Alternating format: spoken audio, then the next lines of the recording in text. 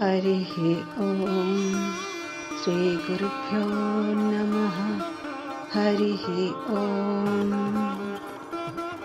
स्वामी स्फूर्ति ధర్మం ధర్మ సూక్ష్మం ధర్మాతీతం అనే స్వామివారి బోధ నుండి జ్ఞాని ఏ స్థితిలో ఉండి ధర్మాచరణ చేస్తాడో తెలుసుకుందాం.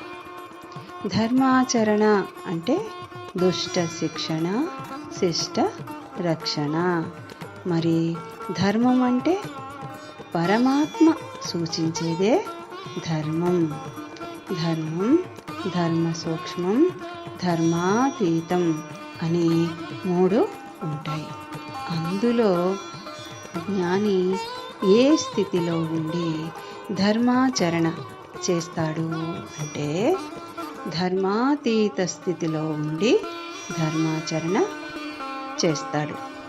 ఎందుకంటే ధర్మం ఆచరించాడనుకోండి పుణ్యం వస్తుంది. ఇక ధర్మ సూక్ష్మం తెలిసి చేస్తే అక్షయమైన పుణ్యం వస్తుంది, అంటే క్షయం కానిదన్నమాట. మరి జ్ఞాని ఆ పుణ్యాన్నంతా ఏం చేసుకుంటాడు? ఎందుకంటే ఆ పుణ్యఫలం వల్ల పునర్జన్మ వస్తుంది. మరి జ్ఞానికి మరొక జన్మతో పని లేదు కదా. అందుకని జ్ఞాని ధర్మాతీత స్థితిలో ఉండి నిలకడ చెంది సమస్తము క్షయింపజేస్తాడు.